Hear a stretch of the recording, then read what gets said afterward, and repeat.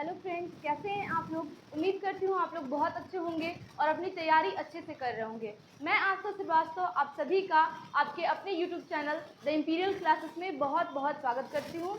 हम लोगों ने इस घटना चक्र के सीरीज़ में जो चैप्टर स्टार्ट किया था या फिर जो पार्ट स्टार्ट किया था हिस्ट्री का, वो था आधुनिक भारत का इतिहास, जिसमें कुछ क्वेश्चंस का डिस्कशन हम लोगों ने पिछले वीडियो में कर लिया था। और आज इस वीडियो में एंशिएंट हिस्ट्री को हम लोग पूरा तरह से समाप्त कर देंगे। आप लोग मिलकर मेरे साथ बने रहिए।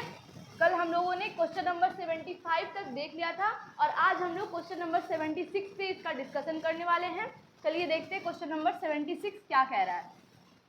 हमारा क्वेश्चन नंबर 76 कह रहा है कि अभिलेख जिससे यह प्रमाणित होता है कि चंद्रगुप्त का प्रभाव पश्चिम भारत पर था या है। ठीक है, कह रहा है कि अभिलेख, वो कौन सा अभिलेख है जिससे यह प्रमाणित होता है कि चंद्रगुप्त का प्रभाव पश्चिम भारत पर था या है। ठीक है, वो कौन सा अभिलेख है। ठीक है, पहला कह रहा है कि कलिंग शिलालेख, दूसरा कह रहा है अशोक का गिरनार शिलालेख, तीसरा कह रहा है रुद्रदामन का जूनागढ़ शिलालेख और चौथा कह रहा है अशोक का सोपारा शिलालेख। तो हम लोगों ने इसका सही आंसर क्या देखा है कि क्वेश्चन नंबर जो ऑप्शन नंबर सी है वो हमारा सही आंसर हो जाएगा, रुद्रदामन का जूनागढ़ शिलालेख। यानी कि चंद्रगुप्त का प्रभाव पश्चिम भारत में है। ये कहाँ देखने के लिए मिलता है, तो रुद्रदामन का ये जो रुद्रदामन दिया गया है, इनका जो जूनागढ़ शिलालेख था उसमें देखने के लिए मिलता है। ठीक है, इसका एक्सप्लेनेशन देखते हैं क्या कह रहा है।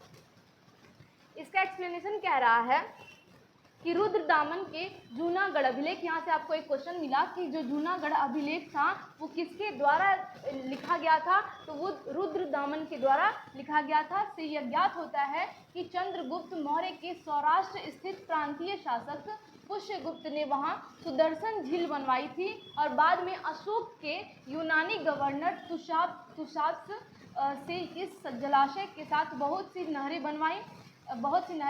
इस प्रांत को अनार्थ या सुराष्ट्र कहा गया। ठीक है, इससे पश्चिम भारत पर चंद्रगुप्त के आधिपत्य का प्रमाण मिलता है। तो हम लोगों ने देखा कि इसका सही आंसर क्या हो जाएगा, जूनागढ़ का रुद्रदामन का जूनागढ़ अभिलेख। ठीक है, नेक्स्ट देखते हैं क्वेश्चन नंबर 77 कह रहा है कि निम्न में से कौन सा क्षेत्र अशोक के साम्राज्य में सम्मिलित नहीं था। ठीक है, कह रहा है कि निम्न में से कौन सा ऐसा क्षेत्र था जो अशोक के साम्राज्य में सम्मिलित नहीं था, यानी कि उनके साम्राज्य में नहीं था।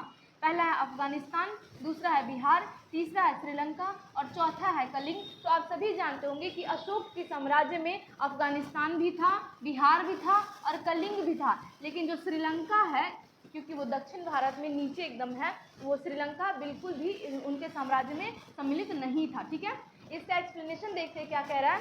ये कहता है कि श्रीलंका अशोक के साम्राज्य में सम्मिलित नहीं था। द्वितीय शिलालेख से स्पष्ट होता है कि भारत में अशोक का अधिकार चोल, पांड्य, सत्यपुत्र, केरलपुत्र एवं ताम्रपर्णी श्रीलंका को छोड़कर सर्वत्र था, क्योंकि इन राज्यों को प्रत्यंत या सीमावर्ती राज्य कहा गया है। किन राज्यों को प्रत्यंत या सीमावर्ती राज्य कहा गया है, तो पांड्य, सत्यपुत्र, केरलपुत्र और चोल को। ठीक है, बट ताम्रपर्णी जो कि श्रीलंका में है वो अशोक के साम्राज्य में सम्मिलित नहीं था। ये हम लोगों ने देख लिया है, बहुत ही इंपॉर्टेंट क्वेश्चन है, इसको याद रख लीजिएगा। ठीक है, नेक्स्ट क्वेश्चन देखते हैं, क्वेश्चन नंबर 78। हमारा क्वेश्चन नंबर 78 कहता है कि अशोक के शासनकाल में बौद्ध सभा किस नगर में आयोजित की गई थी। कह रहा है कि अशोक के शासनकाल में जो बौद्ध सभा हुई थी वो किस नगर में आयोजित हुई थी। तो आप सभी जानते हैं कि बौद्ध संगीति जो हुआ था वो अशोक के कौन सा बौद्ध संगीति ऐसा था जो कि अशोक के शासनकाल में हुआ था। तो आप सभी जानते हैं कि वो सबसे पहला जो था वो अजातशत्रु के शासनकाल में हुआ था। अजातशत्रु,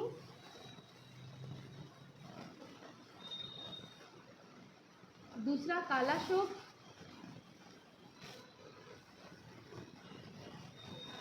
तीसरा अशोक और चौथा कनिष्क।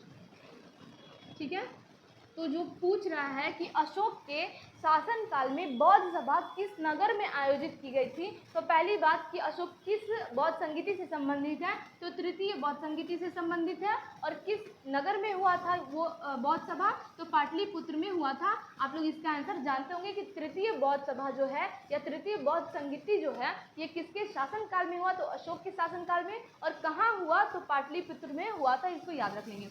इसका एक्सप्लेनेशन कह रहा है कि सिंहली अनुश्रुतियों, दीपवंश और महावंश के अनुसार अशोक के राज्यकाल में पाटलिपुत्र में मोगलीपुत्र की अध्यक्षता में तृतीय बौद्ध संगीति का आयोजन हुआ। जो हम लोगों ने अभी देखा कि तृतीय बौद्ध संगीति का आयोजन किसके काल में हुआ, तो अशोक के काल में। और कहाँ हुआ, तो पाटलिपुत्र में हुआ। और उसकी अध्यक्षता किसने की थी, तो यहाँ आप लोग के सामने दे दिया गया है कि मोगलीपुत्र जो थे वो उसकी अध्यक्षता किए थे, यानी कि तृतीय बौद्ध सभा की अध्यक्षता किसने किया था, तो मोगलीपुत्र ने। और किसके काल में हुआ था, तो अशोक ने। इसमें कंफ्यूज नहीं होंगे, ठीक है। आगे देखते हैं क्वेश्चन नंबर 79। हमारा क्वेश्चन नंबर 79 कहता है कि अशोक के शिलालेखों में प्रयुक्त भाषा कौन सी है। अशोक के शिलालेखों में जो भाषा प्रयुक्त हुई है वो कौन सी है, तो वो प्राकृत भाषा है। ये आप सभी जानते होंगे कि अशोक के शिलालेखों में प्रयुक्त भाषा कौन सी है, प्राकृत भाषा है, ठीक है। इसका एक्सप्लेनेशन कह रहा है कि अशोक का इतिहास हमें मुख्यतः उसके अभिलेखों से ही ज्ञात होता है। उसके अभिलेखों का विभाजन 3 वर्गों में किया जा सकता है। पहला शिलालेख, दूसरा स्तंभलेख एवं तीसरा गुहालेख, ठीक है। शिलालेख 14 विभिन्न लेखों का एक समूह है जो 8 भिन्न भिन्न स्थानों से प्राप्त किए गए। कह रहा है कि जो शिलालेख है ये 8 भिन्न भिन्न स्थानों से प्राप्त किया गया है। और वो कौन से स्थान है आपके सामने दे दिया गया है। शाहबाजगढ़ी, दूसरा मानसेरा, तीसरा कालसी, चौथा गिरनार, पांचवा धौली, छठा जौगढ़, सातवां एरीगुड्डी तथा 8वां है सोपारा। ये 8 जो नाम है यहाँ पे ये आप इसको याद कर लीजिएगा, ठीक है। अशोक के अधिकांश अभिलेख प्राकृत भाषा एवं ब्राह्मी लिपि में लिखे गए हैं। ये हम लोगों ने कल के वीडियो में देखा था कि अशोक के जो भी अभिलेख हैं वो किस भाषा में लिखे गए हैं, तो प्राकृत भाषा में जो यहाँ पे आपसे पूछा गया है। और उसकी लिपि क्या थी, किस लिपि में लिखी गई है, तो ब्राह्मी लिपि में लिखा गया है। आपके सामने यहाँ पे देखने के लिए मिल जाएगा, ठीक है। केवल 2 अभिलेखों शाहबाजगढ़ी एवं मानसेहरा की लिपि ब्राह्मी न होकर खरोष्टी है। आपसे यहाँ से ही क्वेश्चन उठा के पूछा जा सकता है कि अशोक के जितने भी अभिलेख प्राप्त हुए हैं उनमें किन अभिलेखों में ब्राह्मी लिपि न होकर खरोष्ठी लिपि में है, ठीक है। तो आप सही आंसर लगाएंगे शाहबाजगढ़ी में और मानसेहरा में। सिर्फ ये 2 अभिलेख हैं, 2 स्थानों के अभिलेख हैं जो कि ब्राह्मी लिपि में ना होकर किस लिपि में है, खरोष्ठी लिपि में, ठीक है। इसको याद रख लेंगे। तक्षशिला से अरामेइक लिपि में लिखा गया एक भग्नावशेष, ठीक है। आगे देखते क्या लिखा है। एक भग्न अभिलेख शरेकुना नामक स्थान से यूनानी तथा अरामेइक लिपियों में लिखा गया द्विभाषीय यूनानी एवं सीरियाई भाषा अभिलेख तथा लघुमान नामक स्थान से अरामेइक लिपि में लिखा गया अशोक का अभिलेख प्राप्त हुआ है। यानी कि आप यहाँ से ये भी देख सकते हैं कि वो उसने यूनानी में भी लिखा है, ठीक है, सीरियाई भाषा में भी लिखा है, ठीक है, अरामेइक लिपि में भी लिखा है। इसको याद रख लेंगे, ठीक है। आगे कह रहा है क्वेश्चन नंबर 80 कि निम्नलिखित में से प्राचीन भारत की कौन सी लिपि दाहिने से बाईं ओर लिखी जाती थी। तो कल के फर्स्ट क्वेश्चन में हम लोगों ने डिस्कस किया था कि जो ब्राह्मी लिपि है जो कि ब से स्टार्ट हो रहा है, तो इसको याद किए थे हम लोग कि बाएं से दाएं स्टार्ट होगा, ठीक है, बाएं से दाएं लिखा जाएगा। लेकिन यहाँ पूछ रहा है आपसे क्वेश्चन में कि दाहिने से बाएं, तो एक ही लिपि और बचा, वो था खरोष्ठी लिपि। तो इसका सही आंसर हो जाएगा ऑप्शन नंबर सी, ठीक है।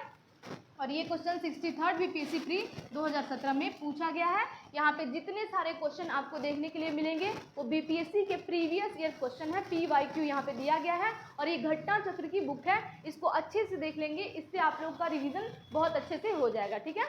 नेक्स्ट क्वेश्चन कह रहा है, इसका एक्सप्लेनेशन कहता है कि प्राचीन भारत में खरोष्ठी लिपि दाएँ से बाएँ लिखी जाती थी। इसे पढ़ने का श्रेय मैसन, प्रिंसेप, नोरिस, लैसेन, कनिंघम आदि विद्वानों को है। यह मुख्यतः उत्तर पश्चिम भारत की लिपि थी। आपसे ये भी पूछा जा सकता है कि खरोष्ठी लिपि जो है ये किस साइड में इसका उपयोग होता था, तो उत्तर पश्चिम भारत के साइड में, ठीक है। और इसको पढ़ने का श्रेय किसको गया है, तो मैसन को, प्रिंसेप को, नोरिस को, लैसेन को और कनिंघम इत्यादि को दिया गया, ठीक है। आगे देखते क्वेश्चन नंबर 81।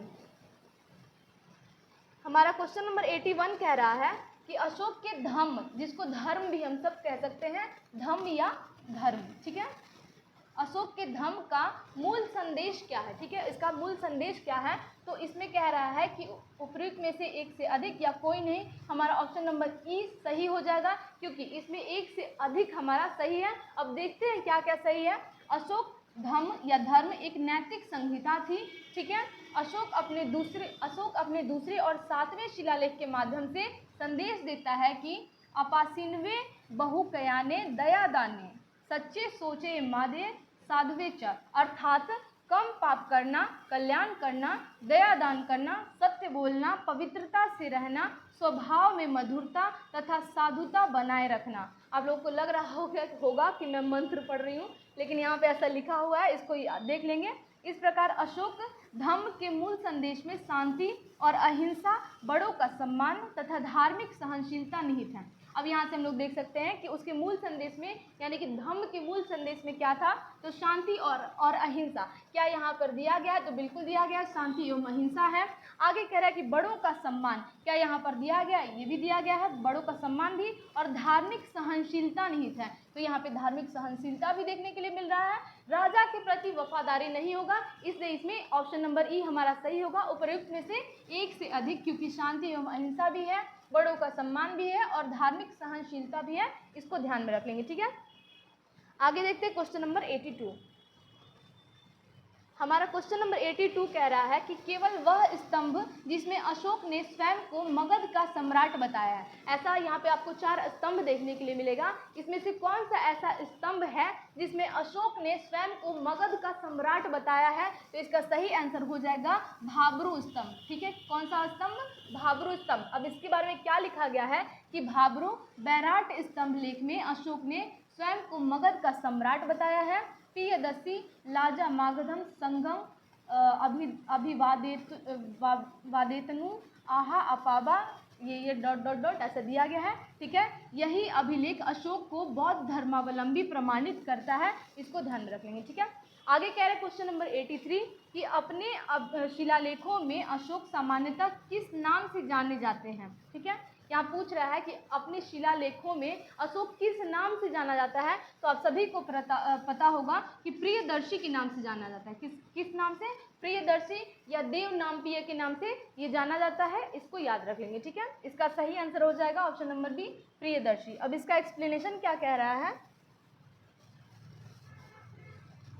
इसका एक्सप्लेनेशन कहता है कि अशोक के अभिलेखों में सर्वत्र उसे देव नामप्रियदर्शी, देवताओं का प्रिय अथवा देखने में सुंदर, देव नाम प्रियदर्शी, ठीक है, तथा राजा आदि की उपाधियों से संबोधित किया गया है। पुराणों में उसे अशोक वर्धन कहा गया है, ये भी याद रख लेंगे कि पुराणों में अशोक को क्या कहा गया है, तो अशोक वर्धन कहा गया है, इसको याद रख लेंगे।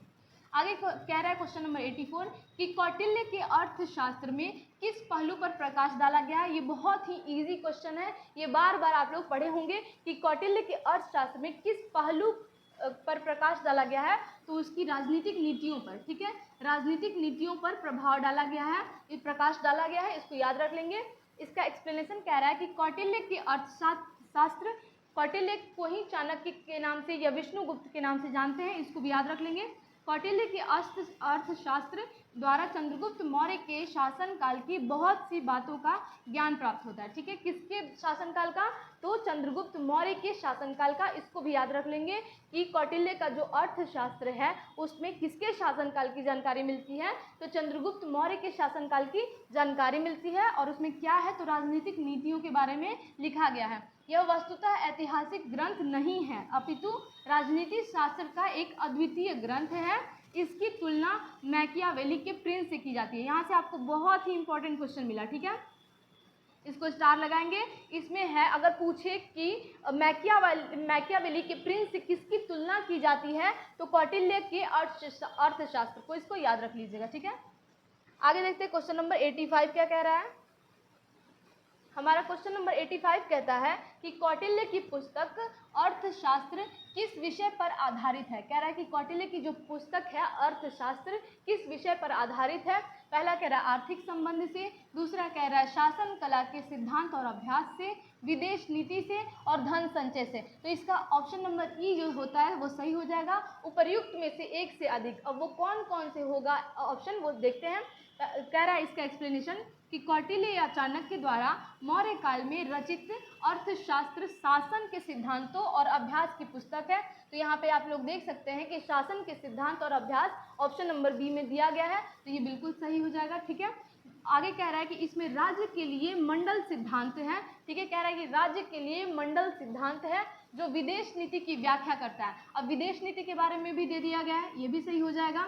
आगे कह रहे हैं कि इसके अलावा इसमें सप्तांग सिद्धांत, राजा, अमात्य, जनपद, दुर्ग, कोष, दंड एवं मित्र की सर्वप्रथम व्याख्या मिलती है।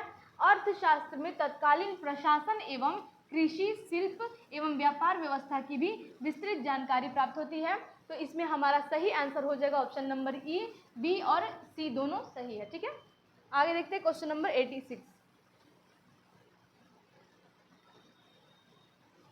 हमारा क्वेश्चन नंबर 86 कहता है कि मेगास्थनीज ने भारतीय समाज को कितनी श्रेणियों में विभाजित किया था। कह रहा है कि मेगास्थनीज जो था वो भारतीय समाज को कितने श्रेणियों में विभक्त किया था। तो यहाँ पे हमारा सही आंसर हो जाएगा ऑप्शन नंबर डी, 7 श्रेणियों में। कितने श्रेणियों में? 7 श्रेणियों में। और हम लोगों ने कल वाले वीडियो में देखा था कि मेगास्थनीज जो था इसकी पुस्तक का क्या नाम था? इंडिका। और मेगास्थनीज किसके दरबार में आया था? तो चंद्रगुप्त मौर्य के दरबार में आया था। इसने कौन सी पुस्तक लिखी? तो इंडिका लिखी है, इसको याद रख लेंगे। इसका एक्सप्लेनेशन कह रहा है कि मेगास्थनीज ने अपनी पुस्तक इंडिका में भारतीय समाज को 7 श्रेणियों में विभाजित किया है, जो कि आपसे क्वेश्चन में पूछा गया था। अब वो कौन कौन सी श्रेणियां हैं? पहला है दार्शनिक, दूसरा है कृषक, तीसरा है पशुपालक, चौथा है कारीगर, पांचवा है योद्धा, छठा है निरीक्षक एवं सातवां है सभासद, जो कि 7 श्रेणियों में विभक्त किया गया है। किसको? भारतीय समाज को, मेगास्थनीज के द्वारा। आगे कहता है कि मेगास्थनीज भारतीय समाज में दास प्रथा के प्रचलित होने का उल्लेख नहीं करता है, इसको याद रख लेंगे। मौर्य काल में कोई भी व्यक्ति न तो अपनी जाति से बाहर विवाह कर सकता था, इस पे भी गौर करेंगे। मौर्य काल में कोई भी इंसान जो था वो अपनी जाति से बाहर विवाह नहीं करता था, ठीक है, और न ही उससे भिन्न पेशा ही अपना सकता था। मतलब पेशा भी कोई अलग अलग पेशा अपना नहीं सकता था और ना ही अपनी जाति से बाहर किसी से विवाह कर सकता था, इसको भी ध्यान दे लेंगे। ठीक है, आगे देखते हैं क्वेश्चन नंबर 87। हमारा क्वेश्चन नंबर 87 कह रहा है कि मौर्य समाज का 7 वर्गों में विभाजन विशेष रूप से उल्लेख किया गया है। कहाँ पर? अभी हम लोगों ने देखा कि मौर्य साम्राज्य का 7 वर्गों में विभाजन किसने किया था? तो मेगास्थनीज ने किया था। और मेगास्थनीज ने कौन सी पुस्तक लिखी थी? तो इंडिका लिखी थी, इसलिए इसका सही आंसर हो जाएगा ऑप्शन नंबर डी, मेगास्थनीज की पुस्तक इंडिका में किया गया है। अभी पिछले ही क्वेश्चन में हम लोगों ने इसका डिस्कशन किया था और ये भी क्वेश्चन 63rd बीपीएससी प्री 2017 में पूछा गया। ठीक है, इसको ध्यान में रख लेंगे। अगर ऐसे क्वेश्चन बार बार दे रहे हैं तो आप लोग मेगास्थनीज के बारे में, चंद्रगुप्त मौर्य के बारे में, मौर्य साम्राज्य के बारे में अच्छे से डिटेल में देख सकते हैं। ठीक है, नेक्स्ट क्वेश्चन कह रहा है क्वेश्चन नंबर 88 कि पेरिप्लस ऑफ द इरिथ्रियन सी किसने लिखी है? तो आप लोग लूसेंट की बुक में या फिर घटना चक्र की बुक में पढ़े होंगे कि विदेशी यात्रियों का आगमन हुआ और उन्होंने यहाँ के बारे में कई पुस्तकें लिखी हैं। उसी में से एक था पेरिप्लस ऑफ द इरिथ्रियन सी, जिसके लेखक अज्ञात हैं, इनके बारे में अभी तक पता नहीं चल सका है, इसलिए इनमें से कोई आंसर सही नहीं होगा। हमारा ऑप्शन नंबर ई हमारा सही हो जाएगा, उपर्युक्त में से कोई नहीं, क्योंकि जो पेरिप्लस ऑफ द इरिथ्रियन सी पुस्तक है उसके लेखक अज्ञात है, उनके बारे में अभी तक पता नहीं चला है। ठीक है, इसका एक्सप्लेनेशन कह रहा है कि पेरिप्लस ऑफ द इरिथ्रियन सी एक ग्रीको रोमन पेरिप्लस है। यह रोमन मिस्र के बंदरगाहों से नेविगेशन और व्यापार के अवसरों का वर्णन करता है। इसे लगभग 60 ईस्वी में अलेक्जेंड्रिया के एक अनाम नाविक ने लिखा। ठीक है, इनका नाम अभी तक पता नहीं है। इसने भारत से आयात तथा निर्यात की जाने वाली वस्तुओं का भी उल्लेख किया है, यानी कि पेरिप्लस ऑफ द इरिथ्रियन सी में भारत से कौन कौन सी वस्तुएं आयात की जाती थी या निर्यात की जाती थी, इसके बारे में इसमें लिखा हुआ है। ठीक है, आगे देखते हैं क्वेश्चन नंबर 89। हमारा क्वेश्चन नंबर 89 कह रहा है कि वह स्रोत जिसमें पाटलिपुत्र के प्रशासन का वर्णन उपलब्ध है। अभी हम लोगों ने देखा कि मेगास्थनीज जो था वो मौर्य दरबार में आया था, चंद्रगुप्त मौर्य के दरबार में आया था और उसने अपनी पुस्तक इंडिका में पाटलिपुत्र के शासन के बारे में या मौर्य साम्राज्य के बारे में वर्णन किया है, ठीक है। और यहाँ से आपसे पूछ रहा है कि पाटलिपुत्र के प्रशासन का वर्णन किस पुस्तक में या किस स्रोत में उपलब्ध है, तो मेगास्थनीज की इंडिका में है। ये आप लोगों को अच्छे से पता होगा। इसका एक्सप्लेनेशन कह रहा है कि पाटलिपुत्र नगर का प्रशासन मेगास्थनीज की इंडिका में प्राप्त होता है। मेगास्थनीज ने पाटलिपुत्र के नगर परिषद की 5-5 सदस्यों वाली 6 समितियों का उल्लेख किया है। वह नगर के पदाधिकारियों को एस्टिनोमोई कहता है, ठीक है। इसको भी ध्यान रख लेंगे, इसको ध्यान में रखने का उतना ज़रूरत नहीं है, ठीक है। आगे देखते हैं क्वेश्चन नंबर 90 क्या कह रहा है। हमारा क्वेश्चन नंबर 90 कहता है कि पाटलिपुत्र को किस शासक ने सर्वप्रथम अपनी राजधानी बनाई। कह रहा है कि पाटलिपुत्र को किस शासक ने सबसे पहले अपनी राजधानी बनाई थी, तो इसका आंसर हो जाएगा option number A, Chandragupta Maurya ने। किसने बनाया था? चंद्रगुप्त मौर्य ने। इसको याद रख लेंगे, इसमें कंफ्यूज बिल्कुल भी नहीं होंगे, ठीक है। इसका एक्सप्लेनेशन कह रहा है कि वस्तुतः पाटलिपुत्र की स्थापना गंगा एवं सोन नदी के संगम पर हर्यक वंशी शासक उदयन ने किया था। हम लोगों ने कल वाले वीडियो में देखा था कि पाटलिपुत्र नगर की स्थापना सोन और गंगा के बीच में किसने किया था, तो उसके संगम पर किसने किया था, तो हर्यक वंश का एक शासक था, उदयन उसी ने किया था। लेकिन कह रहा है कि वह एवं अपनी राजधानी राजगृह से पाटलिपुत्र स्थानांतरित की, किंतु विकल्प में उदयन नहीं है, अतः चंद्रगुप्त मौर्य सही उत्तर होगा। अगर यहाँ पे विकल्प में यानी कि आपके ऑप्शन में उदयन का नाम दिया गया है तो वो बिल्कुल सही हो जाएगा। क्योंकि इस ऑप्शन में उदयन का नाम नहीं है, इसीलिए इसका आंसर चंद्रगुप्त मौर्य होगा, ठीक है, क्योंकि इन्होंने भी पाटलिपुत्र को अपनी राजधानी बनाया था, ठीक है। आगे देखते हैं क्वेश्चन नंबर 91। ये कहता है कि इनमें से किसने सर्वप्रथम व्यापक पैमाने पर स्वर्ण मुद्रा का प्रचलन किया था। कह रहा है कि यहाँ पे जो आपके पास ऑप्शन दिया गया है, इसमें से कौन सा ऐसा शासक था जिसने बड़े पैमाने पर स्वर्ण मुद्रा का प्रचलन किया है। पहला कह रहा है पुष्यमित्र शुंग, दूसरा कह रहा है मेनांडर, तीसरा कह रहा है विम कटफिसेस, यहाँ पे वीमा कटफिसेस लिखा है जो कि विम कटफिसेस के नाम से भी हम लोग जानते हैं। और चौथा कह रहा है गौतमी पुत्र सातकर्णी, तो इसका सही आंसर हो जाएगा विम कटफिसेस, ठीक है। ऑप्शन नंबर सी हमारा सही आंसर हो जाएगा। इसके बारे में एक्सप्लेनेशन में क्या लिखा हुआ है कि कुषाण शासकों द्वारा व्यापक पैमाने पर स्वर्ण मुद्रा का प्रचलन प्रारंभ करना भारतीय उपमहाद्वीप में उनका सबसे महत्वपूर्ण योगदान था। अगर आपसे ऐसे भी पूछे कि स्वर्ण मुद्रा का प्रचलन व्यापक पैमाने पर किन शासकों ने किया, तो कुषाण शासकों ने, ठीक है। और किसने किया था, तो विम कटफिसेस, ये भी कुषाण शासक था, ठीक है। कुषाण शासक विम कटफिसेस को स्वर्ण मुद्राओं का प्रचलन का श्रेय प्राप्त है, इसको ध्यान में रख लेंगे, ठीक है। क्वेश्चन नंबर 92 कह रहा है कि कला की गंधार शैली निम्न समय में फली फूली। जो कला की गंधार शैली है वो किस समय में फली फूली, तो कुषाणों के समय में गंधार शैली अपने चरम उत्कर्ष पर आ गई थी। कौन? गंधार शैली, ठीक है, कुषाणों के समय में। इसका एक्सप्लेनेशन कह रहा है कि कुषाण शासक कनिष्क के शासनकाल में कला के क्षेत्र में 2 स्वतंत्र शैलियों का विकास हुआ। आप सभी ये दो स्वतंत्र शैलियाँ जो है ये आप जानते होंगे, एक है गंधार शैली और दूसरा है मथुरा शैली, ठीक है। इन दोनों को कनिष्क की ओर से पर्याप्त प्रोत्साहन दिया गया। गंधार कला यूनानी कला से प्रभावित थी, इसको ध्यान में रख लेंगे कि जो गंधार कला थी ये यूनानी कला से प्रभावित थी। और इसका विकास कब हुआ, तो कुषाणों के समय में हुआ था, और कनिष्क भी कुषाण था, इसको भी ध्यान में रखेंगे। विम कटफिसेस भी एक कुषाण शासक था, इसको भी ध्यान में रखेंगे। आगे देखते हैं क्वेश्चन नंबर 93। हमारा क्वेश्चन नंबर 93 कह रहा है कि इनमें से किस शासक ने चतुर्थ बौद्ध संगीति कश्मीर में आयोजित की। तो अभी हम लोगों ने पिछले क्वेश्चन में देखा कि पहला जो बौद्ध संगीति हुआ था उसका ये शासन किसके शासनकाल में हुआ था, तो हम सभी जानते हैं कि पहला हुआ था अजातशत्रु के शासनकाल में, दूसरा हुआ था कालाशोक के शासनकाल में, तीसरा हुआ था अशोक के शासनकाल में, ठीक है, और चौथा लास्ट जो था वो कनिष्क के शासनकाल में हुआ था। ये आप सभी जानते होंगे कि 4 बौद्ध संगीतियाँ हुई थी जो कि गौतम बुद्ध के मृत्यु के ठीक पश्चात होने शुरू हुआ था।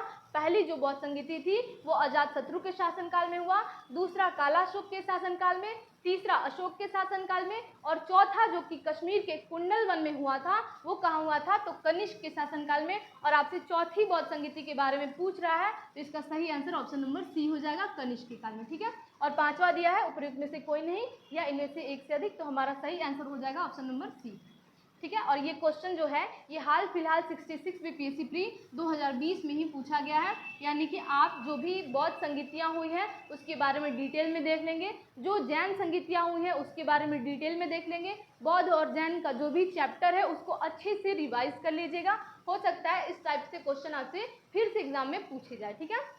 इसका एक्सप्लेनेशन कह रहा है कि बौद्ध धर्म की चतुर्थ संगीति कुषाण शासक कनिष्क के राज्यकाल में कश्मीर के कुंडल वन में हुई थी, ठीक है। इसकी अध्यक्षता यहाँ पर दे दिया किसके काल में हुआ था, इसकी अध्यक्षता कौन किया था, तो वसुमित्र ने किया था। यहाँ से आपको एक और क्वेश्चन देखने के लिए मिला कि चौथी बौद्ध संगीति जो कि कश्मीर के कुंडल वन में हुआ था, इसकी अध्यक्षता किसने किया था, तो वसुमित्र ने किया था। और किसके शासनकाल में हुआ था, तो कनिष्क के शासनकाल में, जो कि एक कुषाण शासक था, उसके शासनकाल में हुआ था, ठीक है। तथा अश्वघोष इसके उपाध्यक्ष बने, यानी कि चतुर्थ बौद्ध संगीति के उपाध्यक्ष कौन बने, तो अश्वघोष यहाँ पे आप देख सकते हैं। इस सभा में महासांघिकों का वर्चस्व था। यह बौद्ध ग्रंथों के कठिन अंशों पर सम्यक विचार किया गया तथा प्रत्येक पिटक पर भाष्य लिखकर उन्हें विभाषा शास्त्र नामक टीकाओं में संकलित कर दिया गया। इसी समय बौद्ध धर्म हीनयान एवं महायान नामक दो स्पष्ट संप्रदायों में विभक्त हो गया। ये हम लोग कल भी देखे थे कि जो चौथी बौद्ध संगीति हुई थी उसी में जो बौद्ध धर्म था वो हीनयान और महायान में दो भागों में बट गया था, इसको ध्यान में रख लेंगे। और अक्सर सबको याद है कि जो जितनी भी बौद्ध संगीतियाँ हुई थी ये कहाँ हुई थी, किसके शासनकाल में हुआ था, किसकी अध्यक्षता में हुई थी, लेकिन उपाध्यक्ष शायद सबको याद नहीं रहता है, इसलिए आप लोग उपाध्यक्ष को याद रख लेंगे कि अश्वघोष के उपाध्यक्षता में जो चौथी बौद्ध संगीति हुई थी वो हुआ था, इसको ध्यान में रख लेंगे, ठीक है। आगे देखते हैं क्वेश्चन नंबर 94। हमारा क्वेश्चन नंबर 94 कहता है कि शुंग वंश के बाद किस वंश ने भारत पर राज किया। कह रहा है कि शुंग वंश के बाद किस वंश ने भारत पर राज किया। तो आप सभी को पता होगा कि कण्व या कण्वा ये जो था ये इसने शुंग वंश के बाद भारत पर शासन किया था। किस वंश ने, कण्व वंश ने, इसको ध्यान में रख लेंगे। आगे कह रहा है कि शुंग वंश का अंतिम राजा देवभूति, यानी कि जो शुंग वंश था इसका अंतिम राजा था कौन, देवभूति था, ठीक है। अपने अमात्य वासुदेव के षड्यंत्रों द्वारा मार डाला गया, ठीक है। वासुदेव ने जिस नवीन राजवंश की नींव डाली वही कण्व या कण्वायन नाम से जाना जाता है। यानी कि पहले जो शुंग वंश था, ठीक है, यहाँ पे जो शुंग वंश दिया गया है उसका अंतिम शासक था देवभूति। उसको किसने मारा, तो वासुदेव ने मारा। और वासुदेव ने किस वंश की स्थापना की, तो कण्व वंश की स्थापना की, जो कि यहाँ पर दिया गया है, ठीक है। नेक्स्ट कह रहा है क्वेश्चन नंबर 95 कि राजा खारवेल का नाम जुड़ा है। कह रहा है कि राजा खारवेल का नाम किससे जुड़ा है। पहला कह रहा है गिरनार के स्तंभ लेख के साथ। आगे देखते हैं क्या लिखा हुआ है। दूसरा कह रहा है जूनागढ़ स्तंभ लेख के साथ। तीसरा कह रहा है हाथी गुम्फा लेख के साथ। और चौथा कह रहा है सारनाथ लेख के साथ। तो ये आप सभी को अच्छे से पता होगा कि ऑप्शन सी हमारा सही आंसर हो जाएगा, हाथी गुम्फा लेख के साथ। यानी कि खारवेल किससे संबंधित है, तो हाथी गुम्फा अभिलेख से। और इस क्वेश्चन का डिस्कशन हम लोग पिछले वीडियो में भी कर चुके हैं, उसको आप लोग जाके देख सकते हैं। ये कह रहा है इसका एक्सप्लेनेशन कि कलिंग का चेदी शासक खारवेल प्राचीन भारतीय इतिहास के महानतम सम्राटों में से एक था। उड़ीसा प्रांत के भुवनेश्वर से 3 मील की दूरी पर स्थित उदयगिरी पहाड़ी की हाथी गुम्फा से उसका एक बिना तिथि का अभिलेख प्राप्त हुआ है। इसमें खारवेल के बचपन, शिक्षा, राज्याभिषेक तथा राजा होने के बाद से 13 वर्षों तक के शासनकाल की घटनाओं का क्रमबद्ध विवरण दिया हुआ है। यह अभिलेख खारवेल का इतिहास जानने का एकमात्र अभिलेख है। इसका डिस्कशन हम लोग पिछले वाले वीडियो में बहुत अच्छे से किए हुए हैं, आप लोग जाके देख सकते हैं, ठीक है। आगे देखते हैं क्वेश्चन नंबर 96। हमारा क्वेश्चन नंबर 96 कह रहा है कि नगरों का क्रमिक पतन किस काल की एक महत्वपूर्ण विशेषता थी। कह रहा है कि नगरों का क्रमिक पतन जो था वो किस काल की एक महत्वपूर्ण विशेषता थी। तो ये ऑप्शन नंबर ए हमारा सही हो जाएगा। किस काल का, गुप्त काल का। अब इसके बारे में क्या लिखा हुआ है कि गुप्त काल में नगर क्रमिक पतन की ओर अग्रसर हुए। संपूर्ण गंगा घाटी में जो शहर पहले अत्यंत समृद्ध अवस्था में थे उनमें से अधिकांश को गुप्त युग में या तो त्याग दिया गया या वहां के आवासन में पर्याप्त विघटन हुआ। पर पाटलिपुत्र जैसा महत्वपूर्ण नगर ह्वेनसांग के आगमन तक गांव बन गया था। मतलब जो पाटलिपुत्र नगर था उस समय बहुत पहले वो धीरे धीरे नगर से गांव बन गया, ठीक है। जब ह्वेनसांग भारत आया था, पाटलिपुत्र आया था, तब उसने देखा यहाँ पर कोई नगर नहीं है, यहाँ पर एक गांव बसा हुआ, ठीक है। इसको याद रख लेंगे। आगे कह रहा है कि मथुरा जैसा महत्वपूर्ण नगर एवं कुम्हरार, सोनपुर, सोहगौरा और उत्तर प्रदेश में गंगा घाटी के अनेक महत्वपूर्ण केंद्र ह्रास के ही प्रमाण प्रस्तुत करते हैं। यानी कि किस काल में ऐसा हुआ कि जो नगर थे वो गांव में तब्दील हो गए, तो वो गुप्त काल में ऐसा हुआ था। इसको ध्यान में रखेंगे, ठीक है। बहुत ही इंपॉर्टेंट क्वेश्चन है ये।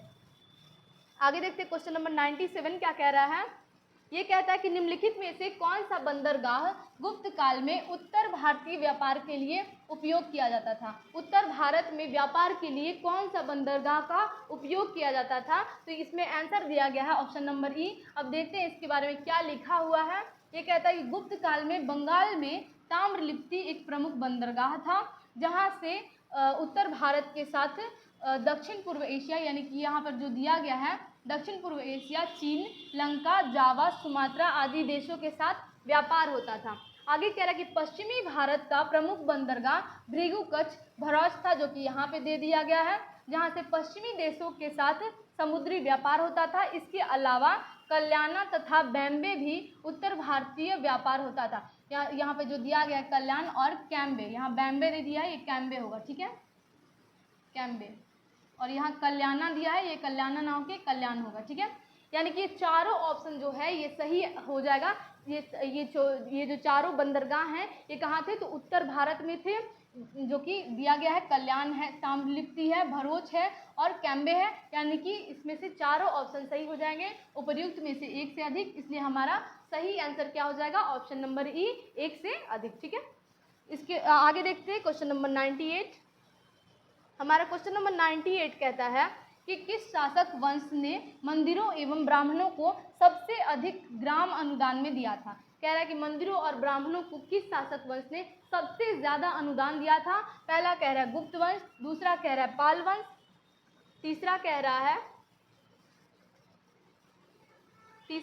राष्ट्रकूट और चौथा कह रहा है प्रतिहार। तो हम सभी जानते हैं कि गुप्त वंश ने मंदिरों को और पंडितों को सबसे ज्यादा अनुदान दिया है। तो इसका सही आंसर हो जाएगा ऑप्शन नंबर ए, ठीक है। इसके आगे क्या कह रहा है कि गुप्त वंश के शासकों ने मंदिरों एवं ब्राह्मणों को सबसे अधिक ग्राम अनुदान में दिए थे। गुप्त लेखों में जिन भूमि दानों का उल्लेख किया गया है उससे यह स्पष्ट होता है कि भूमि दान के साथ साथ गांव की भूमि से उत्पन्न होने वाली आय भी ग्रहिता को सौंप दी जाती थी। इसको ध्यान में रखिएगा। मतलब कि गुप्त वंश के काल में ही ब्राह्मणों को और मंदिरों को अनुदान दिया गया था। इसको ध्यान में रख लेंगे। आगे कह रहे हैं क्वेश्चन नंबर 99 कि गुप्त युग में भूमि राजस्व की दर क्या थी। कह रहा है कि गुप्त काल में या गुप्त युग में भूमि राजस्व का दर क्या था। तो इसका आंसर हो जाएगा उपज का छठा भाग, ठीक है। कौन सा हो जाएगा, उपज का छठा भाग। इसको ध्यान में रख लेंगे। इसके बारे में कहता है कि गुप्त काल में जो लोग राजकीय भूमि पर कृषि करते थे उन्हें अपनी उपज का एक भाग राजा को कर के रूप में देना पड़ता था, ठीक है। कितना भाग, उपज का एक भाग, जो षष्ठांश होता था, यानी कि ये उपज का छठा भाग। गुप्त अभिलेखों में भूमि कर को उद्रंग तथा भाग कर कहा गया है। ये बहुत ही इंपॉर्टेंट क्वेश्चन है, इसको ध्यान रखेंगे कि गुप्त काल में, ठीक है, गुप्त अभिलेखों में भूमि कर को किस नाम से जाना जाता है, तो उद्रंग और भाग कर के नाम से। हो सकता है क्वेश्चन में आपसे पूछे कि उद्रंग और भाग कर जो कि गुप्त काल में थे ये क्या था, तो आप बताएंगे कि एक भूमि कर था, ठीक है। आगे देखते हैं क्वेश्चन नंबर 100। हमारा क्वेश्चन नंबर 100 कहता है कि भागवत संप्रदाय के विकास में किसकी देन अत्यधिक थी, ठीक है। कह रहा है कि भागवत संप्रदाय के विकास में किसकी देन अधिक थी, तो ये था ऑप्शन नंबर डी, गुप्त वंश, सही हो जाएगा। वैसे भी अंदाजा लगा सकते हैं कि मंदिरों और ब्राह्मणों को गुप्त वंश के काल में ही अधिक अनुदान दिए गए थे। तो भागवत संप्रदाय भी धार्मिक से संबंधित है, तो इसमें सही आंसर क्या हो जाएगा, ऑप्शन नंबर डी, गुप्त। इसका एक्सप्लेनेशन कह रहा है कि भागवत अथवा वैष्णव धर्म का चरमोत्कर्ष गुप्त राजाओं के शासनकाल में हुआ। गुप्त नरेश वैष्णव मतानुयायी थे। आपसे ये भी पूछा जा सकता है कि जो गुप्त नरेश थे, गुप्त राजा थे, वो किसके मतानुयायी थे, तो वैष्णव के, ठीक है। तथा उन्होंने इसे अपना राजधर्म बनाया था। अधिकांश शासक परम भागवत की उपाधि धारण करते थे। विष्णु का वाहन गरुड़ गुप्तों का राज चिन्ह था। यहाँ से आपको एक और क्वेश्चन मिला कि गुप्तों का राज चिन्ह अगर पूछ दे कि गुप्तों का राज चिन्ह क्या था, तो विष्णु का वाहक गरुड़ था। इसको ध्यान रख लेंगे। आगे देखते हैं क्वेश्चन नंबर 101। आज इस क्लास को, यानी कि आज एंशियंट हिस्ट्री को पूरा तरह से हम लोग एक साथ खत्म कर देंगे। मेरे साथ बने रहिए आप लोग। क्वेश्चन नंबर 101 कह रहा है कि इनमें से किसने पहली बार यह व्याख्या की थी कि पृथ्वी के अपनी धुरी पर घूमने का कारण प्रतिदिन सूर्योदय एवं सूर्यास्त है। हम सभी जानते हैं कि पृथ्वी जो घूमती है वो 360 डिग्री जो घूमती है वो सूर्योदय और सूर्यास्त के कारण होता है। अब ये किसने ऐसा व्याख्या दिया था? तो ये दिया था आर्यभट्ट ने। ठीक है, इनके बारे में लिखा गया है कि आर्यभट्ट प्रथम व्यक्ति थे जिन्होंने यह व्याख्या की थी कि पृथ्वी के अपनी धुरी पर घूमने के कारण ही प्रतिदिन सूर्योदय और सूर्यास्त होता है। मतलब कि पृथ्वी जब घूमती है तो एक साइड सूर्य के पास चला जाता है तो वहाँ सूर्योदय होता है, और एक साइड पीछे चला जाता है तो वो सूर्यास्त हो जाता है। यानी कि अगर बोला जाए कि पृथ्वी अपनी धुरी पर घूमती है तो उससे क्या होता है? तो सूर्योदय और सूर्यास्त होता है। और ये बात किसने सबसे पहले कहा था? तो आर्यभट्ट ने। ठीक है, इसको ध्यान में रख लेंगे। आगे कहते हैं क्वेश्चन नंबर 102, इनमें से कौन गुप्त काल में औषधि के क्षेत्र में अपने कार्य के लिए जाने जाते थे? कह रहा है कि इनमें से कौन थे जो गुप्त काल में औषधि के क्षेत्र में अपने कार्य के लिए जाने जाते थे? तो इसमें ऑप्शन नंबर ई हमारा सही हो जाएगा। एक से अधिक। अब देखते हैं क्या होगा। ठीक है, इसका एक्सप्लेनेशन लिखा हुआ है कि सुश्रुत को शल्य क्रिया का जनक कहा जाता है। यहाँ से आप लोग याद रखते चलेंगे कि सुश्रुत को क्या कहा जाता है? शल्य क्रिया का जनक। यह काशी के रहने वाले थे। इनका काल लगभग 600 ईस्वी पूर्व माना जाता है। शौनक ऋग्वेद कालीन ऋषि थे। इसको याद रख लेंगे कि शौनक जो थे ये ऋग्वेद कालीन ऋषि थे। शूद्रक गुप्त कालीन नाटककार साहित्यकार थे। सौमिला गुप्त कालीन नाटककार हैं जिसे कालिदास ने भाष और कवि पुत्र के साथ याद किया है। इस प्रकार गुप्त काल में औषधि के क्षेत्र में उपर्युक्त में से किसी ने कार्य नहीं किया। यानी कि जितने भी ऑप्शन वहाँ पर दिए गए थे उपर्युक्त में से कोई नहीं, वो हमारा सही हो जाएगा, क्योंकि वो कोई भी जो भी इंसान का नाम दिया गया है वो औषधि के क्षेत्र में नहीं जाने जाते हैं। ठीक है, यद्यपि बिहार लोक सेवा आयोग ने अपने प्रारंभिक उत्तर पत्रक में इसका सही उत्तर विकल्प ए माना है, क्योंकि गुप्त काल का प्रारंभ 275 एडी श्री गुप्त से प्रारंभ होता है, जो सुश्रुत के मान्यकाल से करीब 1000 वर्ष बाद है। इसलिए सुश्रुत को गुप्त काल के समकालीन मानना औचित्यपूर्ण नहीं है। ठीक है, इसमें से जितने सारे आपको ऑप्शन दिख रहे हैं सारे गलत हो जाएंगे। ठीक है, एक बार देख लीजिएगा आप लोग कि इनमें से कौन गुप्त काल में औषधि के क्षेत्र में अपने कार्य के लिए जाने जाते हैं। तो ना सुश्रुत जाने जाते हैं, ना सौमिला जाने जाते हैं, ना शूद्रक और ना ही शौनक जाने जाते हैं। ठीक है, आगे देखते हैं क्या कह रहा है।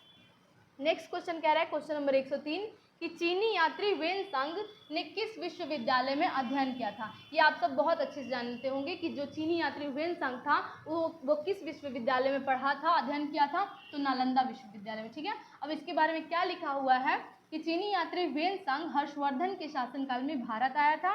337 ईस्वी में वेन संग नालंदा विश्वविद्यालय गया। इस समय यहाँ के कुलपति आचार्य शीलभद्र थे। अब आपको यहाँ से एक और क्वेश्चन मिला।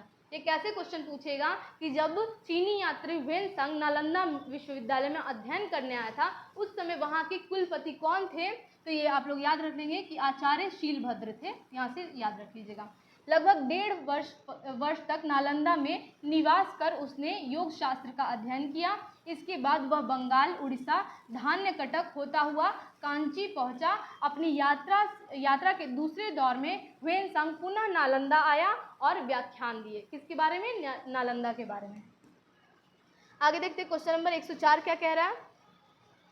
ये कह रहा है कि वेन संग की भारत में यात्रा के समय सूती कपड़ों के उत्पादन के लिए सबसे प्रसिद्ध नगर कौन सा था? तो सूती कपड़ों के लिए प्रसिद्ध नगर था मथुरा। इसको ध्यान में रख लेंगे कि जब वेन संग भारत की यात्रा करने आया था तब उस समय सूती कपड़ों के उत्पादन के लिए सबसे प्रसिद्ध नगर जो था वो कौन सा था? तो मथुरा था। अब इसके बारे में क्या लिखा हुआ है कि चीनी यात्री वेन संग हर्षवर्धन के शासन में भारत आया था। ये आप सबको अच्छे से पता होगा कि चीनी यात्री जो वेन संग था वो किसके शासनकाल में आया था?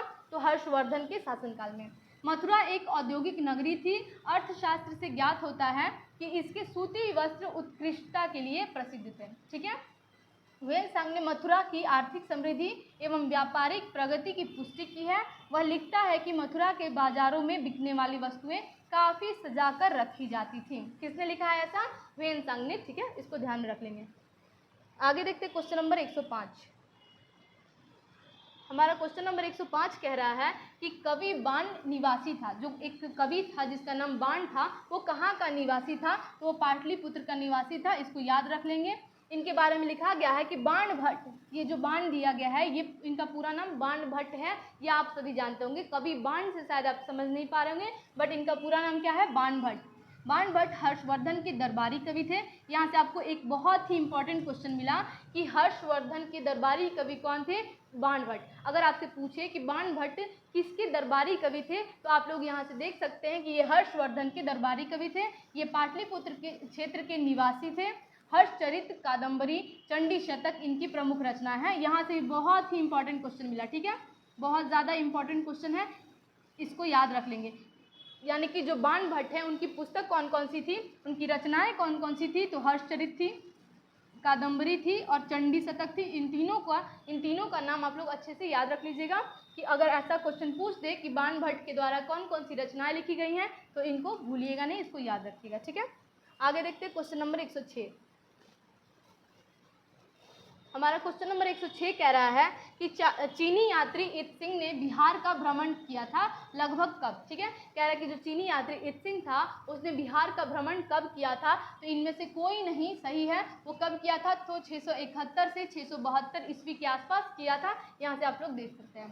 कह रहा है कि चीनी यात्री इत सिंह 671 या 672 ईस्वी में जब वह युवक था, अपने 37 बौद्ध सहयोगियों के साथ बौद्ध धर्म के अवशेषों को देखने की इच्छा से उसने पाश्चात्य विश्व का भ्रमण करने का निश्चय किया। वह दक्षिण के समुद्री मार्ग से होकर भारत आया। 675 से 685 ईस्वी तक नालंदा विश्वविद्यालय में अध्ययन किया। यहाँ से ये भी पूछा जा सकता है कि जो चीनी यात्री इत सिंह था, क्या वह नालंदा विश्वविद्यालय में अध्ययन किया था? तो बिल्कुल सही हो जाएगा कि उसने नालंदा विश्वविद्यालय में अध्ययन किया था, ठीक है। 693 से 694 ईस्वी के लगभग सुमात्रा होता हुआ वह चीन लौट गया, ठीक है, इसको याद रखेंगे। आगे देखते हैं क्वेश्चन नंबर 107 क्या कह रहा है। हमारा क्वेश्चन नंबर 107 कह रहा है कि प्रसिद्ध चीनी यात्री फाहियान ने किसके शासनकाल में भारत की यात्रा की थी? ये आप सभी बहुत अच्छे से जानते होंगे कि जो फाहियान था वो चंद्रगुप्त द्वितीय के दरबार में आया था और इसी समय उसने भारत की यात्रा की थी। किस समय? चंद्रगुप्त द्वितीय के समय में कौन आया था? चीनी यात्री फाहियान। इसको ध्यान में रख लेंगे। आगे कह रहा है कि चंद्रगुप्त द्वितीय, जिसको विक्रमादित्य के नाम से आप लोग जानते होंगे, के शासनकाल में चीनी यात्री फाहियान ने भारत के विभिन्न स्थानों का भ्रमण किया था। हो सकता है यहाँ पे चंद्रगुप्त ना देकर आपसे विक्रमादित्य पूछ ले, तो इसका आंसर सेम हो जाएगा, ठीक है, विक्रमादित्य या चंद्रगुप्त द्वितीय। आगे कह रहा है क्वेश्चन नंबर 108 कह रहा है कि नालंदा विश्वविद्यालय के संस्थापक कौन थे? इस क्वेश्चन का डिस्कशन हम लोग कल भी किए हुए हैं कि नालंदा विश्वविद्यालय जो था वो गुप्त शासकों के द्वारा स्थापित किया गया था। और वो कौन सा शासक था जिसके द्वारा स्थापित किया गया था? तो वो था कुमारगुप्त। यहाँ पे आपका ऑप्शन नंबर 20 सही हो जाएगा, ठीक है। इसके बारे में लिखा हुआ है कि ह्वेन-सांग के अनुसार नालंदा विश्वविद्यालय का संस्थापक जो था वो शक्रादित्य था। यहाँ से ध्यान रखिएगा कि जो ह्वेन-सांग आया था जब, तो उसने क्या कहा था कि नालंदा विश्वविद्यालय का संस्थापक शक्रादित्य है, ठीक है, जिसने बौद्ध धर्म के त्रिरत्नों के प्रति महती श्रद्धा के कारण इसकी स्थापना करवाई थी। शक्रादित्य की पहचान कुमारगुप्त प्रथम 415 से 455 ईस्वी से की जाती है। कुमारगुप्त की प्रसिद्ध उपाधि महेंद्रादित्य थी, ठीक है, लेकिन इसका आंसर हो जाएगा कुमारगुप्त या शक्रादित्य, जो भी है सेम है, इनको ध्यान में रख लेंगे आप। नेक्स्ट क्वेश्चन देखते हैं, क्वेश्चन नंबर 109। नेक्स्ट क्वेश्चन कह रहा है कि ताम्रपत्र लेख दर्शाते हैं कि प्राचीन काल में बिहार के राजाओं का संपर्क था। कह रहा है कि प्राचीन काल में बिहार के राजाओं का संपर्क किस जगह से था? ये ताम्रपत्र लेख में ऐसा दिया गया है, तो ये था जावा सुमात्रा से। इसको ध्यान में रख लेंगे, किस जगह से था? तो जावा सुमात्रा से।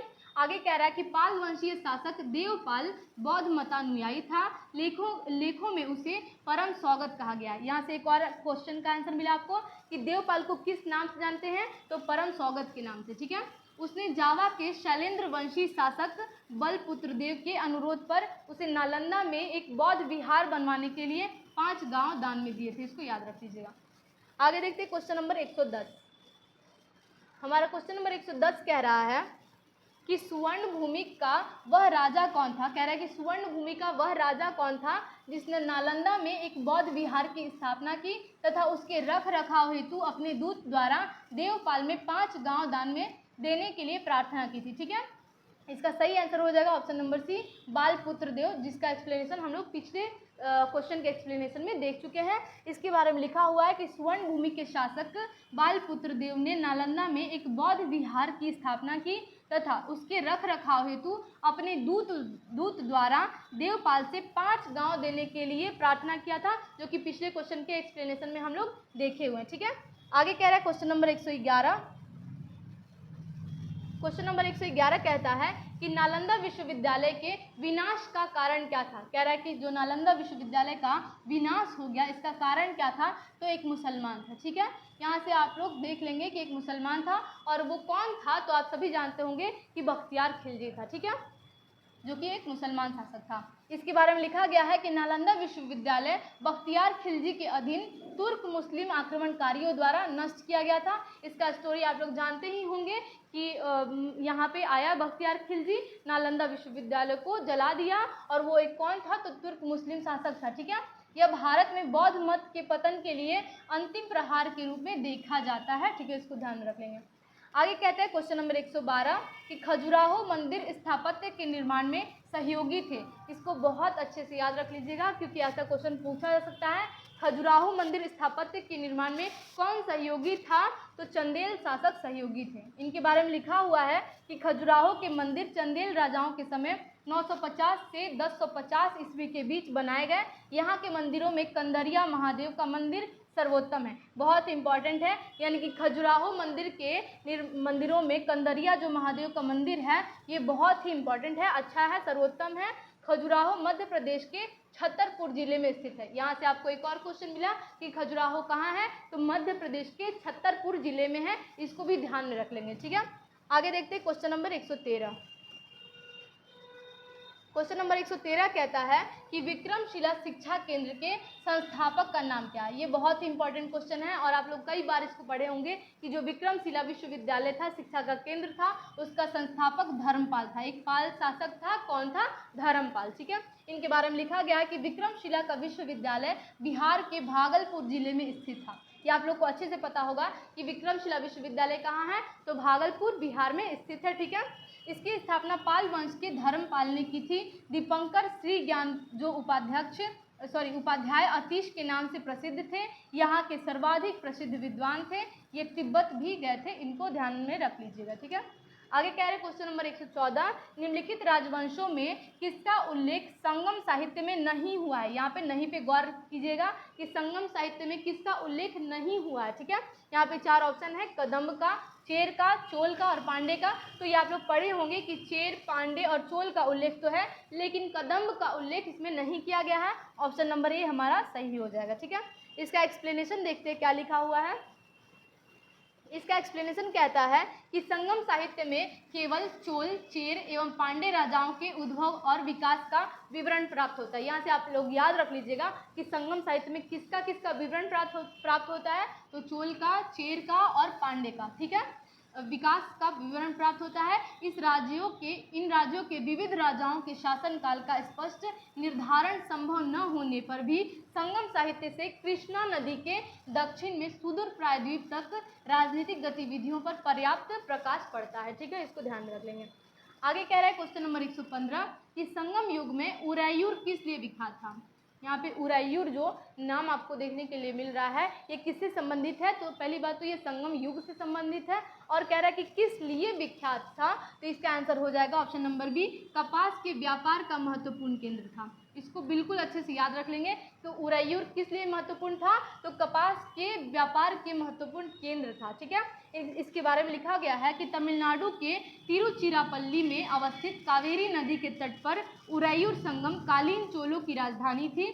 यह कारी एवं वाराणम नामों से प्रसिद्ध था। संगम युग में उरायूर कपास तथा सूती वस्त्रों का बहुत बड़ा केंद्र था। बहुत इंपॉर्टेंट क्वेश्चन है कि संगम युग में उरायूर जो स्थान था वो कपास और सूती वस्त्रों का बहुत बड़ा केंद्र था। इसको ध्यान में रख लेंगे।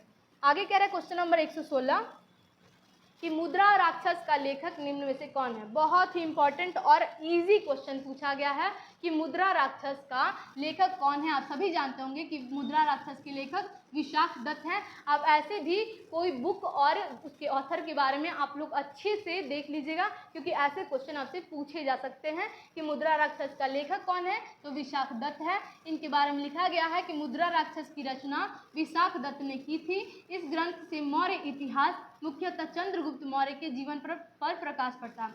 देखिए, ऐसे क्वेश्चन अगर पूछता है कि मुद्रा राक्षस का लेखक कौन है, विशाख दत्त, ये सभी को पता है। आपसे हो सकता है कि ऐसा क्वेश्चन पूछ दे कि मुद्रा राक्षस में किस इतिहास का, किस वंश के इतिहास के बारे में लिखा गया है, तो आप इससे याद रखेंगे कि मौर्य इतिहास की चर्चा की गई है और मुख्यतः चंद्रगुप्त मौर्य के जीवन पर प्रकाश डाला गया है। इसमें मुद्रा राक्षस के विशाख दत्त में, ठीक है।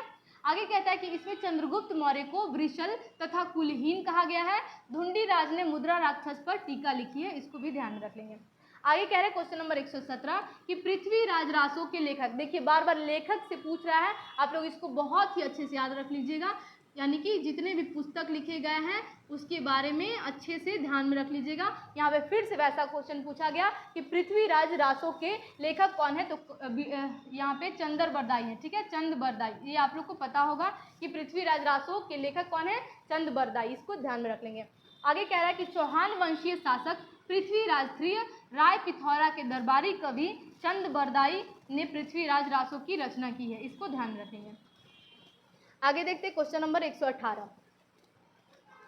क्वेश्चन नंबर 118 कह रहा है कि स्वप्न वासवदता के लेखक कौन है। फिर से देखिए, ऐसा क्वेश्चन आया, बहुत ही इंपॉर्टेंट क्वेश्चन है, इसको अच्छे से याद रख लेंगे। बहुत इंपॉर्टेंट टॉपिक है, यानी कि जितनी भी पुस्तक लिखी गई हैं, जितनी भी रचनाएं की गई हैं और वो किनके द्वारा किया गया है, ये बहुत इंपॉर्टेंट, इसको याद रख लेंगे, ठीक है। यहाँ पे पूछता है कि स्वप्न वासवदता के लेखक कौन है, तो इसके लेखक भास हैं, इसको याद रख लेंगे। इनके बारे में लिखा गया है कि महाकवि भास के नाम से 13 नाटक उपलब्ध हुए हैं, जिन्हें 1909 में श्री टी गणपति शास्त्री ने त्रावणकोर राज्य से प्राप्त किया था। इन नाटकों के नाम है प्रतिज्ञा, योगंधारणयन, ठीक है, स्वप्न वासवदता, उरुभंग, दूत वाक्य, पंचरात्र, बालचरित, दूत घटोत्कच, कर्णभार, मध्यम व्यायोग, प्रतिमा नाटक, अभिषेक नाटक, अविमारक एवं चारुदत्त। यहाँ पे आप लोग को इकट्ठे दे दिया गया है सारा नाम, इसको आप लोग लिख सकते हैं कि ये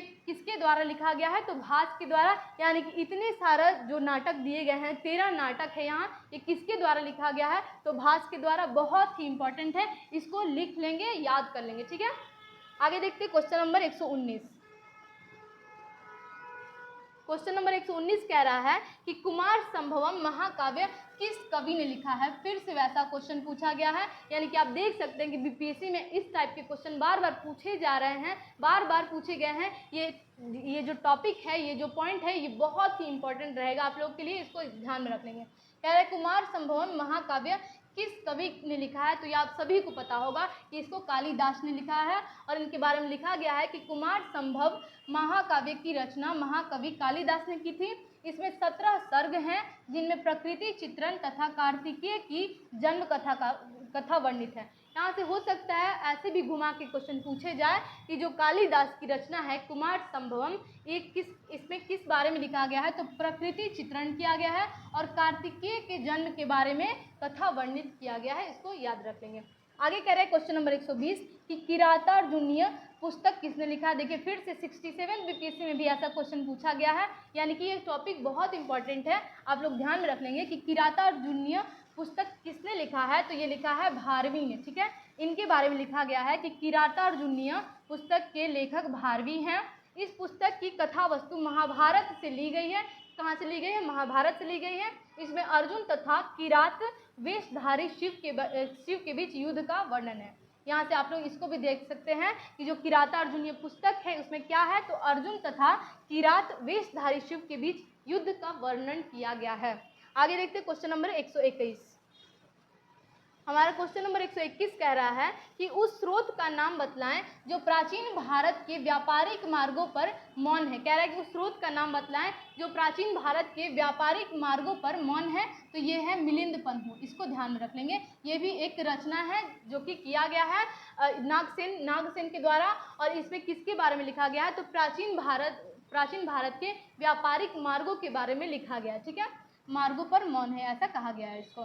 पाली भाषा में बौद्ध भिक्षु नागसेन द्वारा लिखित मिलिंद पन्हो, यहाँ से आपको एक और इम्पॉर्टेंट क्वेश्चन मिला कि मिलिंद पन्हो की रचना किसने की थी, तो नागसेन ने किसकी रचना की थी, मिलिंद पन्हो की। ठीक है, नागसेन एवं हिंद यवन शासक मेनांडर के बीच वार्तालाप का वर्णन है, इसमें व्यापारिक मार्गों का वर्णन नहीं मिलता है, इसको गौर से देख लीजिएगा। ठीक है, आगे देखते हैं क्वेश्चन नंबर 122। ये कह रहा है कि हर्षचरित नामक पुस्तक किसने लिखी, कह रहा है हर्षचरित नामक पुस्तक किसने लिखी है। और ये क्वेश्चन बहुत ही ईजी, आप लोग को अच्छे से पता होगा कि हर्षचरित बाणभट्ट ने लिखा है। ये आप लोग कई बार ऐसे क्वेश्चन देखे होंगे।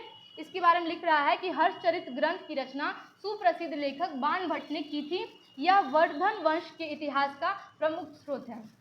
ठीक है, अगर आपसे पूछे कि हर्षचरित द्वारा जो बाणभट्ट लिखा गया है वो किसका स्रोत है, तो वर्धन वंश के इतिहास का प्रमुख स्रोत है। ठीक है, यह एक आख्यायिका है जिसमें लेखक अपने समकालीन शासक तथा उसके पूर्वजों के जीवन वृत्त का वर्णन प्रस्तुत करता है। ठीक है, आगे कह रहा है क्वेश्चन नंबर 123 कि चोल वंश का संस्थापक कौन था, ये आपको बहुत अच्छे से पता होगा। ठीक है, कह रहा है कि चोल वंश का संस्थापक कौन था, तो ये विजयालय था, ये आपको बहुत अच्छे से पता है। और ये क्वेश्चन 67 बीपीएससी प्री 2022 में पूछा गया है। इससे आप ये सोच सकते हैं कि हमको चोल वंश के बारे में पूरा डीप नॉलेज ले लेना है, हो सकता है कि चोल वंश के बारे में फिर से कुछ क्वेश्चन आपसे पूछ लिया जाए। ठीक है, इसका एक्सप्लेनेशन देखते क्या कह रहा है।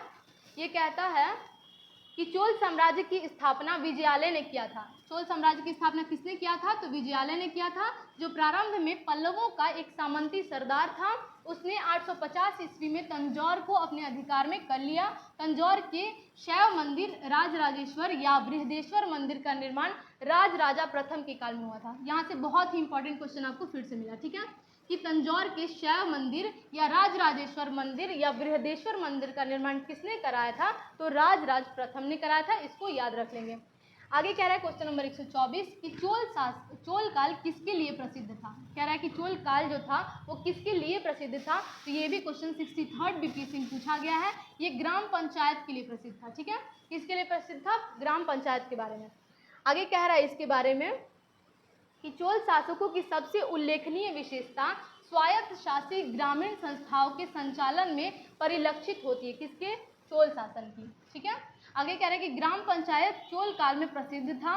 उत्तर मेरूर से प्राप्त अभिलेख से ग्राम सभा के कार्यों आदि का विस्तृत वर्णन प्राप्त होता है। जो उत्तर मेरूर से अभिलेख प्राप्त हुए हैं उसमें भी ग्राम सभा के कार्यों आदि का विस्तृत वर्णन मिलता है। ठीक है, आगे कह रहे हैं क्वेश्चन नंबर 125 कि कौन सा मध्यकालीन भारतीय साम्राज्य व्यापक स्तर पर स्थानीय स्वशासन के लिए